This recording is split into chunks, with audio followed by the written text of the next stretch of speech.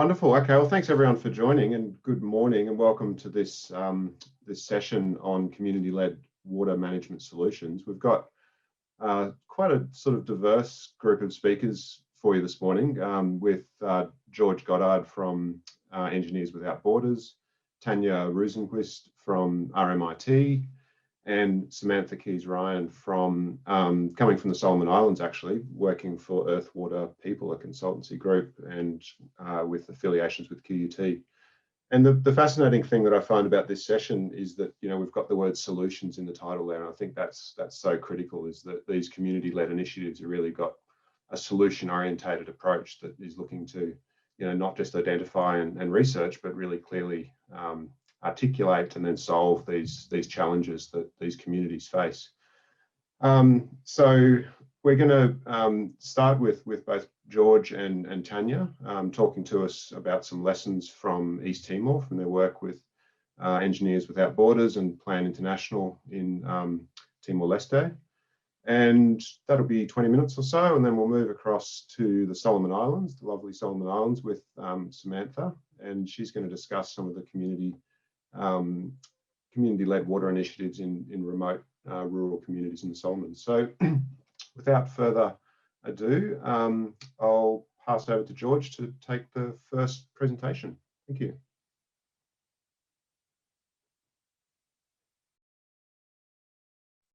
Great, thanks so much for the intro. Lovely to be here, everyone. I'm probably showing you the wrong screen at the moment, so just bear with me while I set this up.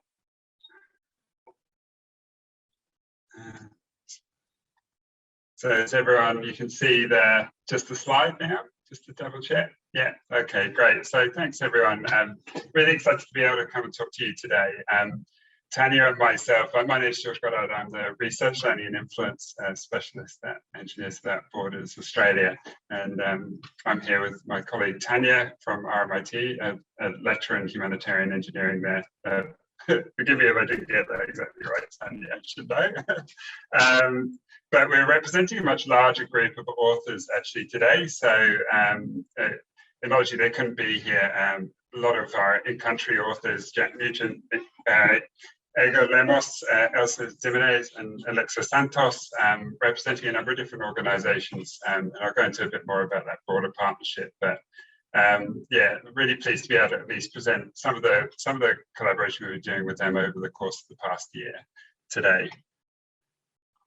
And before I really got stuck into it, I just wanted to acknowledge the traditional owners of the land I'm dialing in from today. So I'm dialing in from the lands of the Goddard and Turrbal peoples. This is actually an image of Mianjin, or Brisbane River, as it's often called now.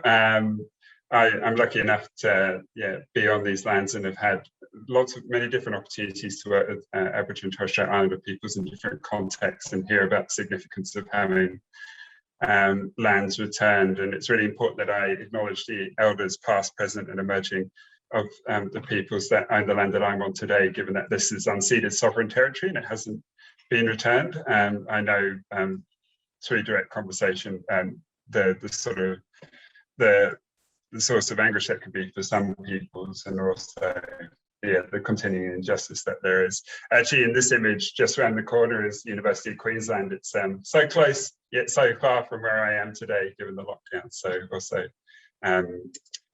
sympathising with everyone who's in lockdown at our various contexts. And Tanja, I was wondering, actually, would you like to come off mute and just mention which lands you're dialing in from today? Yes, I would like to acknowledge and pay my respect to the traditional owners of the lands of the Bunurong and Wurrung people of the Eastern Kulin Nation. Thank you, George. Thanks, Tanja. So today, what we'll be doing is taking you through a study that we've been running over the course of the last year. It's a community-based catchment management in Timor-Leste. And this study represents a partnership between INGOs, the local partner, and Australian University, and Permatil is the local NGO, Plan International and Engineers Without Borders Australia as international NGOs, and then RMIT University. And this project was funded by DFAT through the Australia Aid Programme and ANCP, so we'd like to acknowledge their support for this research.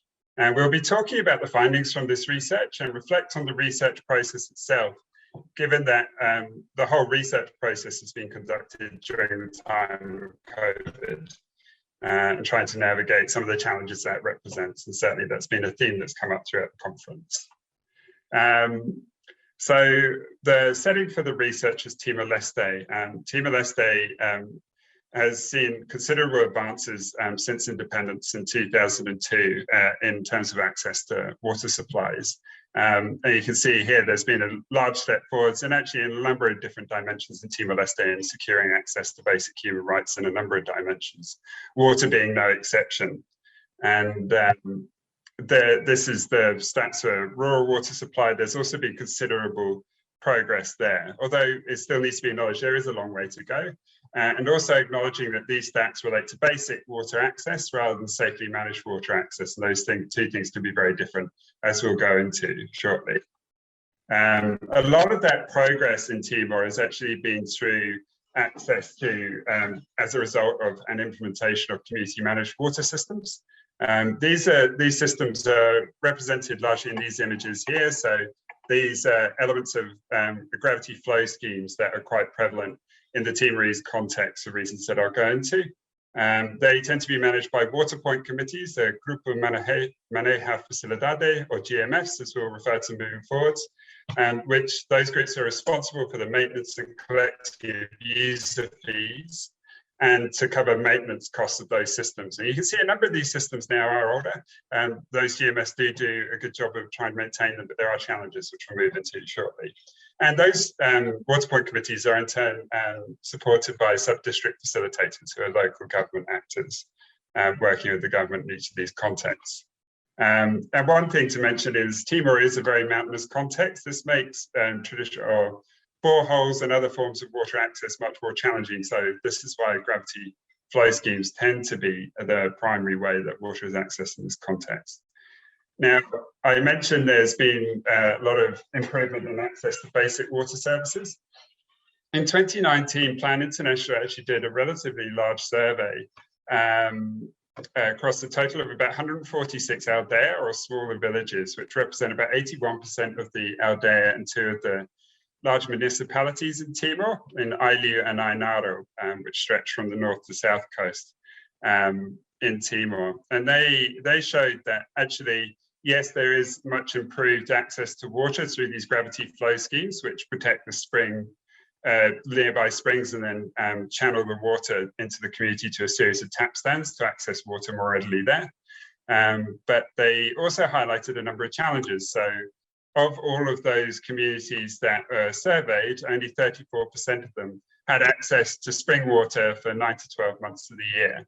And that's in part because of the dry season, which is fairly significant within Timor, making it very challenging that the levels of extraction from those springs does tend to tail off quite significantly moving into the dry season. Also bearing in mind that top bracket even isn't the same as year-round access. It's only for the majority of the year. And they're seeing these communities are often resorting to other forms of water collection at that point, often surface water. And another finding of that study was only 6% of tested systems were found to be completely absent of E. coli contamination. So a number of the systems are being contaminated at both the spring and in the transmission network that brings the water into the community both. So that's not all necessarily to the level that makes it unsafe, but it does indicate that there are several points of ingress for E. coli into the system, so both at the spring and in the transmission network. And the drivers for this were, a number of drivers of this were identified through the evaluation that Plan did with these communities.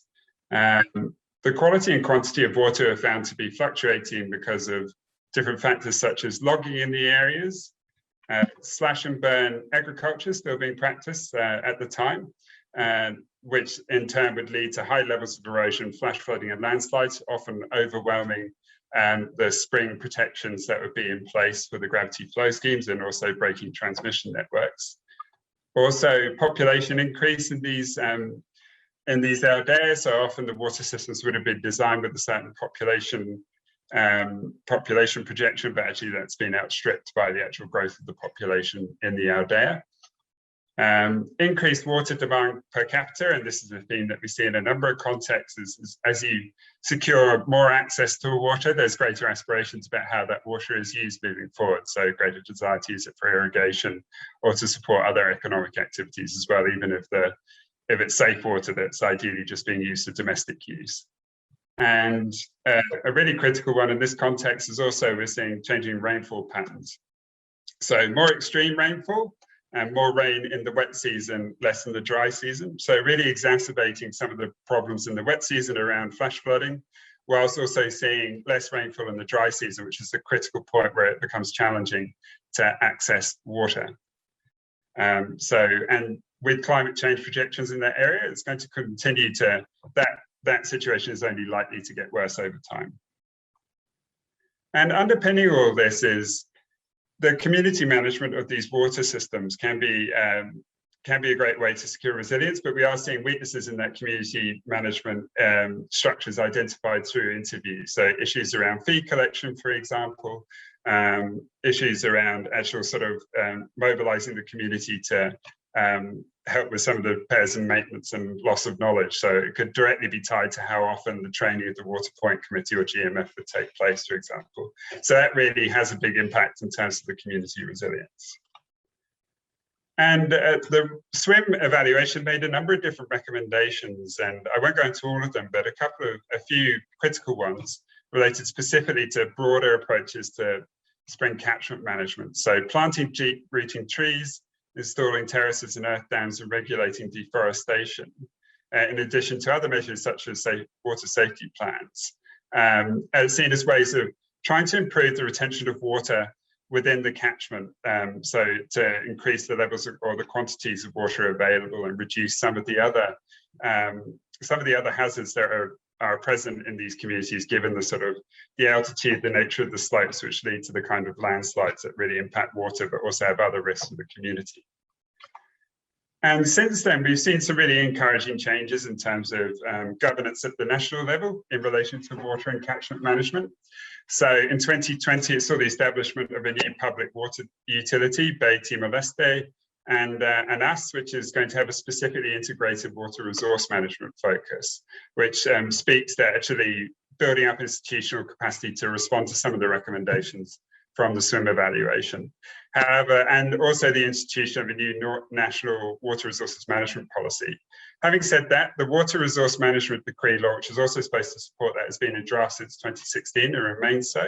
And it's unclear how we will move from 2020 to the national goal in the Timor-Leste Strategic Development Plan of 24-hour water supply to all households by 2030.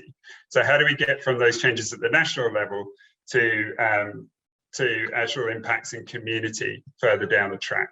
And this research really is an opportunity to inform some of that thinking now that we've seen this increase in institutional capacity at the national level to support how that translates to impacts at the local level. But while with those changes are still in effect, we've seen NGOs and communities starting to implement their own integrated water resource management approaches and respond to the recommendations of the SWIM evaluation. So our partner in this research was Permatil, who trained about 70-hour day now in catchment management solutions, taking a train-the-trainer approach, and teaching those community members in the construction of earthbounds, check dams, retaining basins, and other measures, as well as strategic tree planting to try and community behaviour change to try and increase retention of water and mitigate against current practices such as cut and burn agriculture and deforestation. And these efforts are to be applauded, and it's really led to this, this key research question that we're focusing on through this research, which is, given that there are already issues in some aspects of managing the water infrastructure as it stands, to what extent are communities willing and able to take responsibility for catchment management, these broader catchment management measures? So recognising this question, we established a partnership with Permatil, RMIT University, Engineers Without Borders Australia, and Plan International to build on both the SWIM evaluation and to understand better how Permatil's trainings are having an impact in community. We defined the research agenda with Permatil, and building on planned previous research, we used that to inform some of the research directions and questions for this. And we've also been invited to write a book chapter on spring protection to help showcase some of this research. And to support this research agenda, we secured research ethics both through RMIT and the Ethics Committee in Timor-Leste. So really trying to follow some of the RDI best practice in this regard. Given that when we started this research, it was during lockdown, it's actually a very good opportunity to localize the research, not just in setting the research agenda, but also in training. So we trained in-country staff and volunteer alumni of EWB's programs there in certain areas, so introduction to research practice, ethics, the spring catchment management research, and the data collection itself. And over the course of the end of 2020, moving into January, a number of our staff members and volunteers went out to do the semi-structured interviews, 24 interviews in January across 6 different communities. And we were hoping to have more involvement on the analysis element of this research across the team. But unfortunately, there was a lockdown towards the start of the year, or towards actually in March, and then subsequently significant flooding that you would have heard Manaberta refer to at the opening of the RDI conference. And that's really continued to have an impact as our on-the-ground researchers and team members continue to be involved in the response to that flooding, which has knocked out about at least 30% of the water systems in Dili alone, and continues to be an issue. And now I'll hand over to Tanja to take us through the rest of the presentation.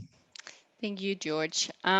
Just to give you a quick recap of the 6 communities that we did engage in this research. George, can you just flick twice maybe? Or actually just go, sorry, one back. Sorry, one back. This is going to be interesting. One back. Yeah. Yes, there, good, thanks.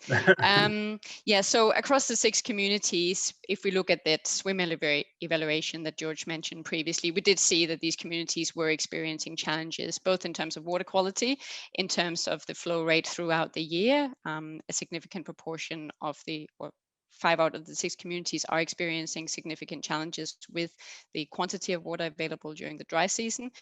And all communities are experiencing challenges with both their functionality of their existing water systems, as well as with the GMF, the community-based organization tasked with maintaining these systems. And just flick one more time, please, George.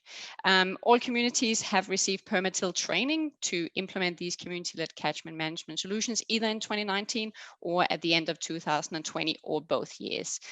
So these are the 6 communities we are talking about. Next slide. Across the 6 communities, we talk with between 3 and 5 community members. This was made up by the Jefe, which is the community leader, the member of the GMF, as well as trainees or people who are taking part in the Permatil training. In one community, we also talked with a couple of members of the women's group, because none of the other community members we talked to were female, so for a bit of gender balance there. So a total of 24 community members across these 6 communities. While we conducted the interviews in communities, the researchers on the ground also went to take a range of pictures, both of the water systems as well as the community-led catchment management solutions that had been implemented. So here we're seeing an example of one of the retention basins that had been implemented, and we're seeing a picture of some of the tree saplings that are ready to be implemented as part of this initiative. Next slide. So as part of the analysis process, as George alluded to previously, unfortunately, that has been conducted by RMIT and EWB, and unfortunately, stakeholders on the ground, due to the flooding in Dili and COVID lockdown, were unable to take part in the analysis. But what we did was that we developed an analysis process using a very simple framework, which is the one you see there to the left, which effectively is a theoretical framework used to analyze vulnerabilities in infrastructure systems. So looking for social vulnerabilities, ecological, as well as technical vulnerabilities. And using this, we did a combined deductive and inductive coding process of our interviews that had been transcribed and translated. And we used Excel as a collaborative coding tool. Next slide, please, George. So from this research, the key finding was really encouraging that community-led catchment management based on these 6 communities does seem to have benefits. So the communities who had already implemented solutions in 2019 had seen the impacts in 2020 dry season. They had seen more water in the beginning of the dry season and water for longer time into the dry season. This does not mean full year water access, but it means improved water access at least. The communities that had not implemented solutions yet were very encouraged by the prospects of it. So at least from a sort of mental perspective, there seemed to be benefit there even before implementation. And we look forward to following up with those communities this year when dry season hits, and hopefully we will see that they have had benefits as well. Next slide, please, George. Also encouraging across the communities, we saw that the community members we engaged with, they were both willing and able to conduct this community-led catchment management, especially the people who had taken part in the training. So the trainees were very encouraged. They said, we are ready to support. And they also showed that they had actually gained a fair bit of knowledge through this training. They were freely talking about how different tree species would capture water in different ways, and also about the effects of retention basins. So really encouraging results. Next slide, please, George. However, when it came to exploring some of these vulnerabilities and some of these challenges of community-led management, we did also see that there was a really complex set of both social, ecological, and technical vulnerabilities that all sort of played out together. Next slide. So in terms of the, next slide, please, George. Oh, sorry, you have changed. So in terms of the ecological challenges, some of the things community members mentioned was, for example, how really high rainfalls can lead to flooding and landslides, which obviously can affect retention basins already been implemented. They can break. It could also affect saplings that have been planted, so they can flood away. They were also talking about how free roaming animals, so domesticated animals like goats, for example, can step on the edges of the retention basins and break the retention basins, or also eat the tree saplings before they're sort of grown to a mature size. Next slide. In terms of technical challenges, the community members mentioned a range of technical challenges related to the implementation of retention basins. So for example, the soil being really hard and hard to dig into, and also the access to material, namely tools and tree saplings being hard to access, especially during COVID, obviously. It's a bit of disruption of supply chains there. Importantly, they also referred to a range of technical challenges, not associated with the catchment management, but associated with the water system already in place. And obviously maintaining that water system takes priority over installing catchment management solutions. So when there is problems with the water system, such as, for example, the system being wrongly dimensioned for the pressure of the water from the springs, water tanks and reservoirs breaking, and also pipes being blocked and pipes breaking and so on, that takes priority and takes the efforts away from the catchment management. Next slide, please, George. Finally, and I think most importantly, we saw a wide range of social complexities that can be a challenge both for the implementation and the sustaining of community-led catchment management solution. So in one community, there were, for example, issues of getting permission from the landowner where they would like to build the retention basins. In one community, there was a lack of belief among the broader communities in these solutions offered, suggested by Permatil, and therefore unwillingness to engage in building retention basins and so on. There was also some interviewees that mentioned how other residents in the community were unsupportive, and they demanded, for example, payment for taking part in constructing these constructing these solutions. Most importantly, we saw evidence across multiple communities of quite significant social conflict related to the water scarcity. So next slide, please, George. So this obviously is quite a confrontational quote. We have multiple quotes similar to this, kind of demonstrating how existing social challenges related to the water scarcity becomes a challenge for community-led catchment management. So existing water use practices, for example, some belief that some community members are using too much water for bathing or irrigation, for example. And also we have evidence about some community members either diverting water away from part of the community to keep it for themselves, or fully blocking pipes. So part of the community or a neighboring community no longer has access to water. And obviously these social conflicts playing out does not create the best supportive environment for a resilient community that can implement and sustain these catchment management solutions. Next slide, please. So what we're really seeing is, as I said, this multitude of social, ecological, and technical vulnerabilities that all sort of underpin the opportunity that is really promising for this community-led catchment management. And these vulnerabilities sort of become a self-reinforcing loop that sort of cyclical self-reinforce each other, and becomes really hard to break this cycle, especially since, next slide, please, George. Since what we were really witnessing was that there is people are trained to implement these solutions, but there is a lack of clarity of what will actually happen after the implementation.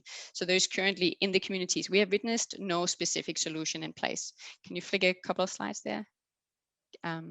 Just two more.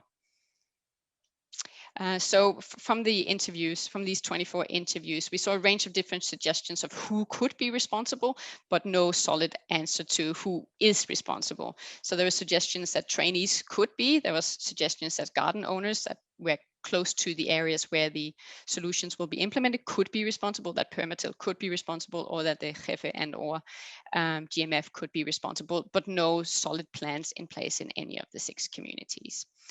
So next slide.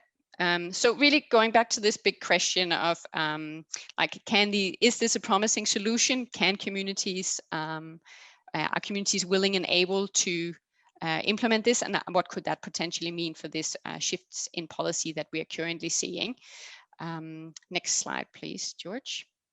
Well, we suggest that that community-led catchment management can definitely be part of a solution to these water scarcity and water quality challenges that we're seeing in rural communities in Timor. However, we need to better understand these complex social, ecological, and technical vulnerabilities that are impacting communities and how that relates to community-based water management as well as community-led catchment management. One more slide, please, George.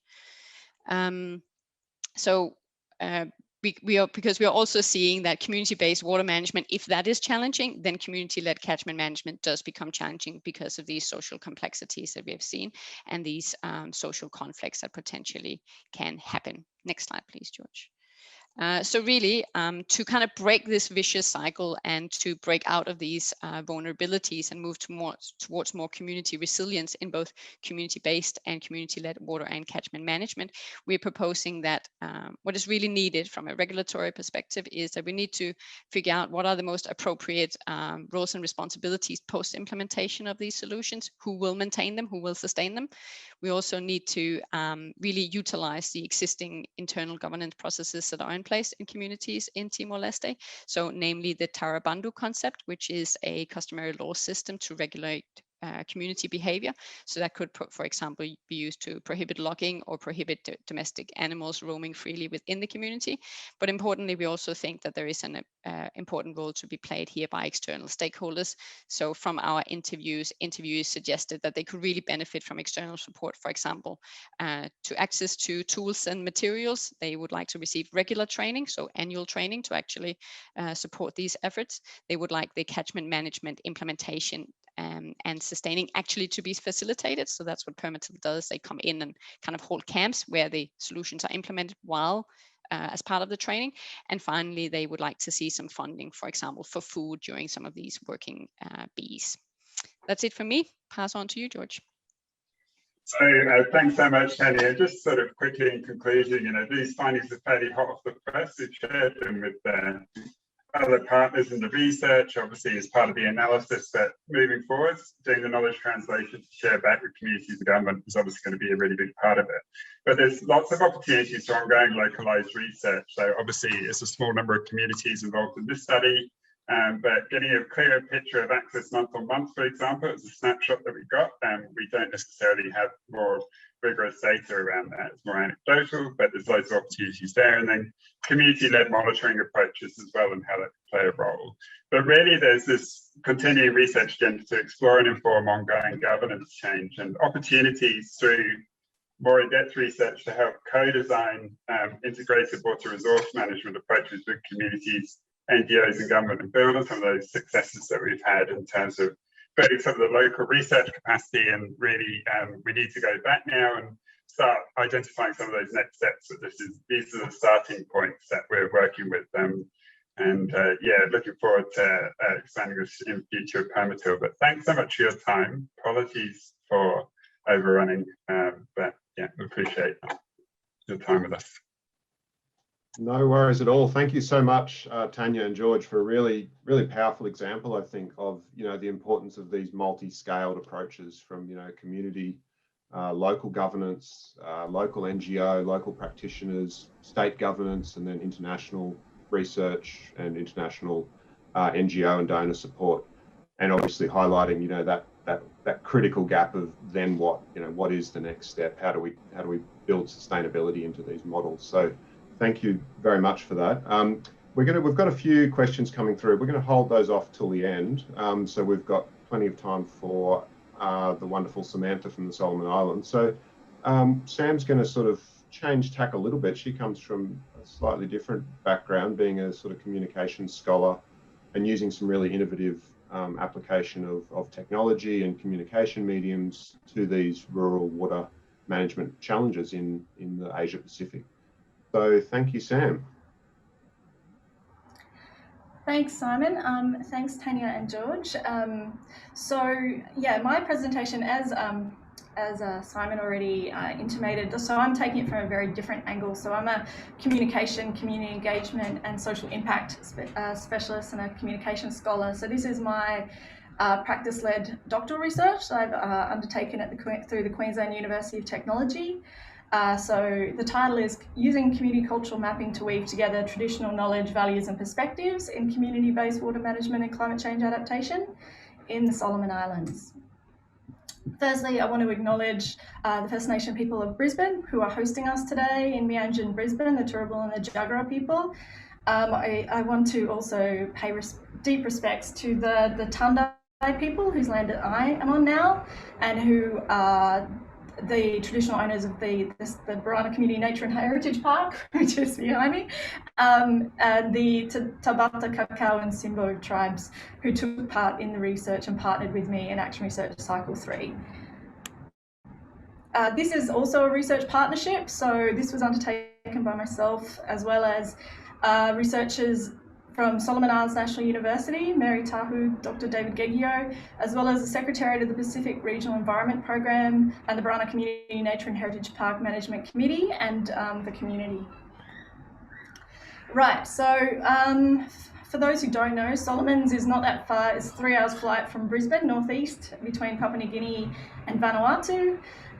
One thing to say about it is it's incredibly culturally diverse, over 900 islands and between 60 and 70 language groups, predominantly Melanesian, but with Polynesian and Micronesian Indigenous communities. So these two pictures here are from the Community Nature Park in Barana. Barana is a community-based natural resource management and climate change adaptation project based outside of Honiara, just past the settlements.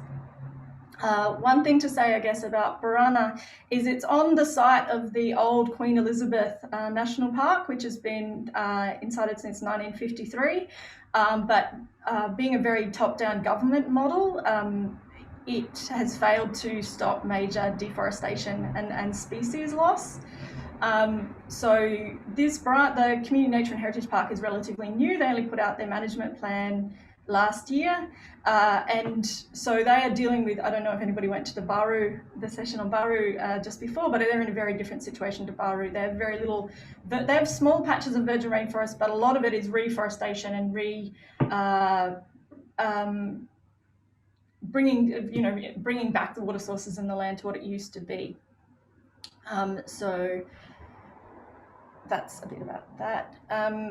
So my work, even though Barana is about all like natural resources across the board, I'm looking specifically at water security and water management and how it's integrated, how it's integral to climate change.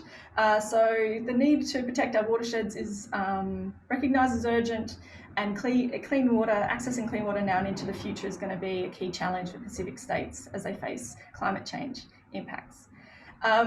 And there's also broader recognition that we need major transformative shifts in the ways that we work and integrate in with our biosphere, water and oceans globally and locally if we're going to meet the Sustainable Development Goals and the complex challenges facing us. And my argument is that to be able to meet these complex challenges, we also need to transformative shifts in the way that we communicate and learn from one another. And so, and the whole of the community needs to be engaged, including women who have a strong role to play in water and food security at a community level. So, in terms of these transformative shifts, we're really talking about like the integration and valuing of traditional knowledge, working in a transdisciplinary fashion. As a communications scholar and practitioner, I find it really fascinating about how we can truly, what does that look like in practice, integrating these different knowledge systems. There's lots of normative kind of stuff from IUCN, from the Solomon Islands Climate Change Adaptation Policy, all these different people who are talking about this. What could it really look like? So my research questions were, how can visual creative methods be used as community and cultural engagement processes in community-based water management in the Solomons? How can visual creative methods create space for dialogue? And how can the inclusion of women and youth be privileged in this process? So my methodology, it was participatory action research. So I did three cycles. So the first one, insights from practice, semi-structured interviews with a dozen water management practitioners who are working in the Solomons now about challenges, gaps, tensions that they find in community engagement practice, and then went through coding and analysis to find those themes and stories. The second action research cycle was a bunch of storytelling workshops with researchers, teachers and students from Solomon Islands National University in their natural resource management department, talking about those tensions and challenges in practice and bringing out some of those stories, but also road testing some visual creative methods and processes such as photo story, cultural mapping that might work, and talking about how these might work in a cultural context, bringing out those themes and ideas and stories. And then kind of the third one was going out into community, which is 6 storytelling workshops in Barana that were co-facilitated with the Park Committee and designed in collaboration with the research partners. I have, because I'm the visual creative research person, I've put together a video of the process of that to give you a bit of a better idea of how that worked. This is the story of the dialogical processes that led to the creation of the Bulugari and Betty Kama stories and the community cultural map. My research involved 3 action research cycles where I collected insights from practitioners, students, teachers, researchers, and community who were engaged or interested in natural resource management. Together, we co-designed and tested visual storytelling processes that can be used in community cultural engagement and community-based water management. These included maps which showed people's relationship to water and other resources in their home village. The third action research cycle took these dialogical and creative processes into a community-based water management context. The final creative works were created with the Barana community in partnership with the Barana Community Nature and Heritage Park Management Committee. These workshops were co-facilitated by committee members and some university staff who had been part of Action Research Cycle 2. The first part of the community cultural engagement process was generative. I worked with the youth to understand the water situation in Barana through photography and photo story, with the aim to show these insights to the men and women in the community, particularly elders, in later workshops. The second part of the process was dialogical. The photos and some of the photo stories taken by the youth were presented to the elders with the aim of stimulating a broader discussion about the past, present and future. The young women's story that was chosen to be shared with the older women was about the Bulugari custom story. In their story, the young women reflected on what had been lost through environmental degradation.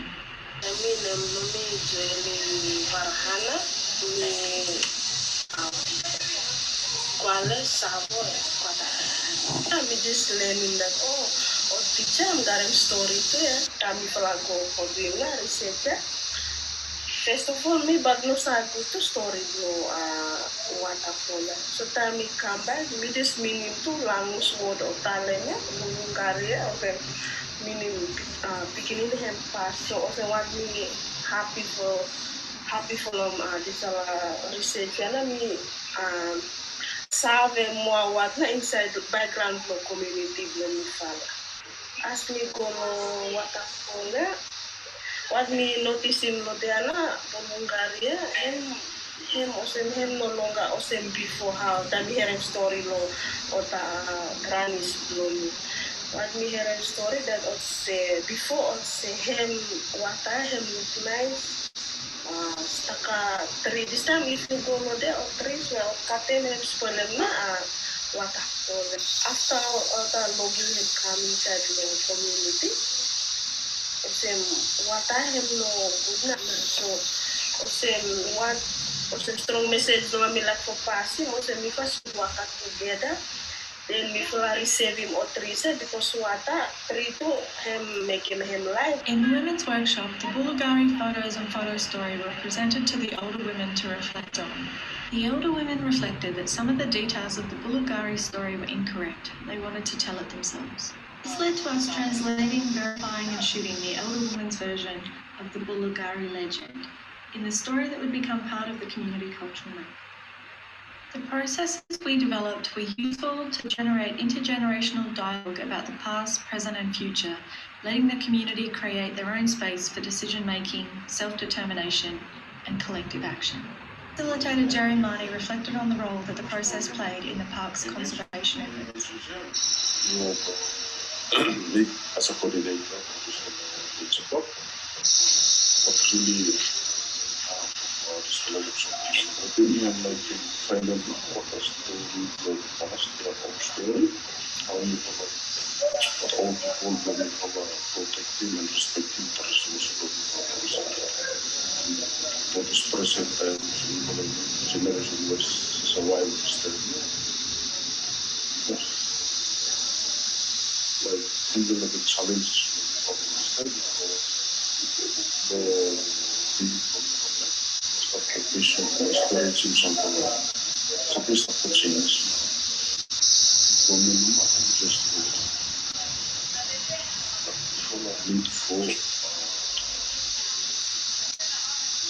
putting the stories and try to move inside it. Like when you want to make a roots for do something, yeah. So then for practical side, you must people try to do.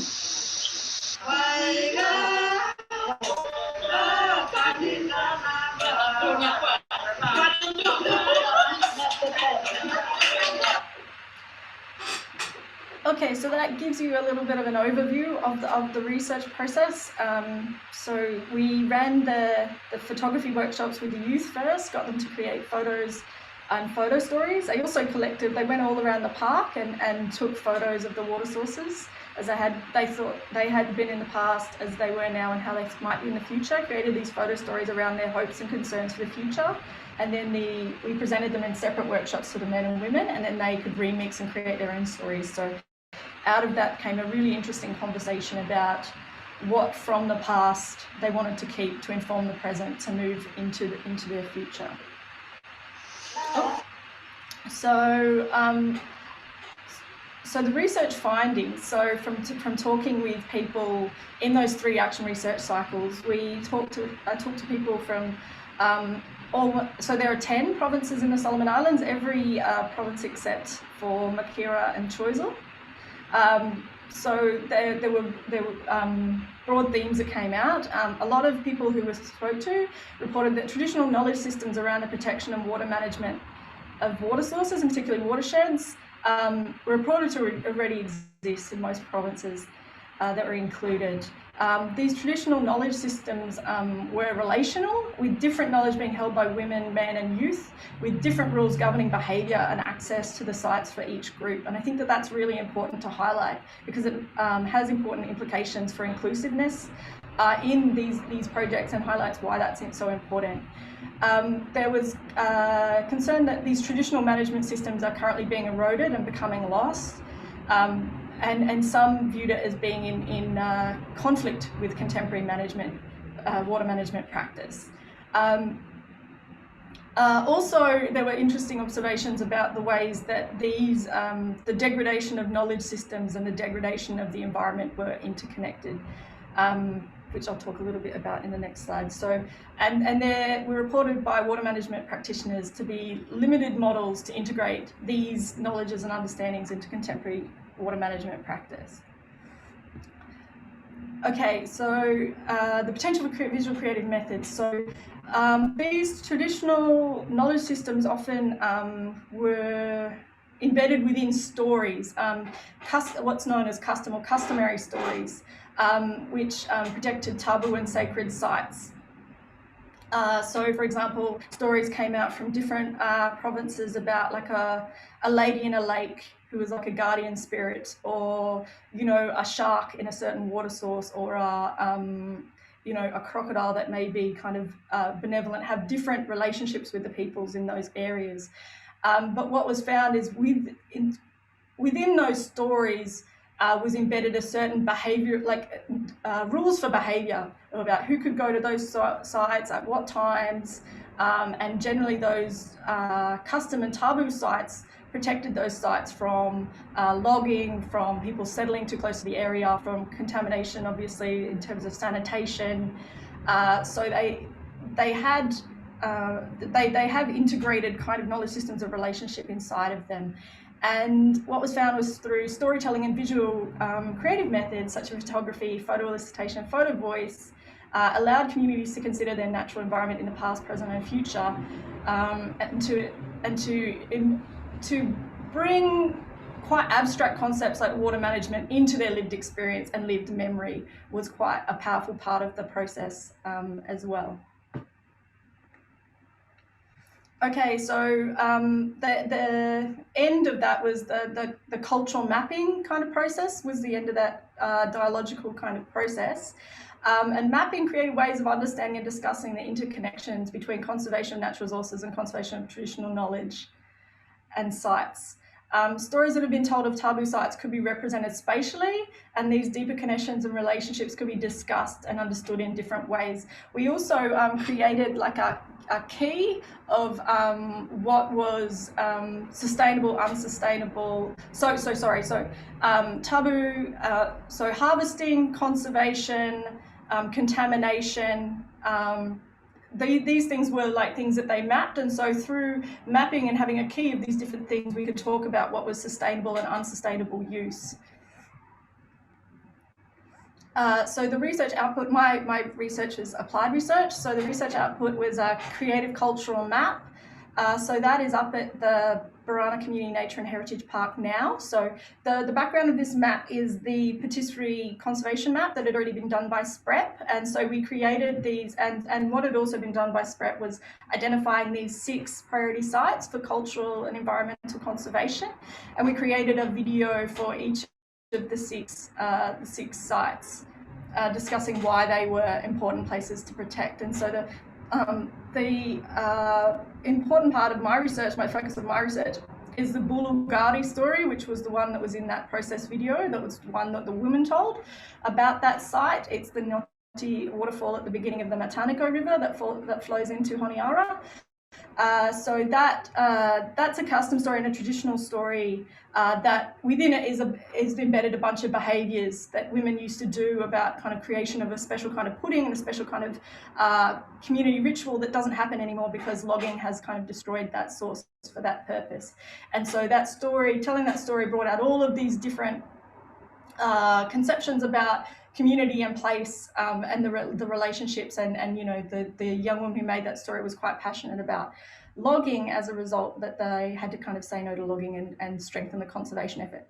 The Betty Karma story is the men's story. So the men, the young men created a really powerful story, actually asking, you know, what did our ancestors know that we don't know now, and how can that head off the disaster that we have in our future? And so I presented that to the elders and some of the chiefs, and I was like, well, if this is what the young people are asking, what's your response? So one of the young people presented it, and their response was to record the custom laws that traditionally protect that river and make it sacred, which they hadn't done before, and can now strengthen the conservation effort at the park. So these video stories are embedded on an interactive Android touchscreen now.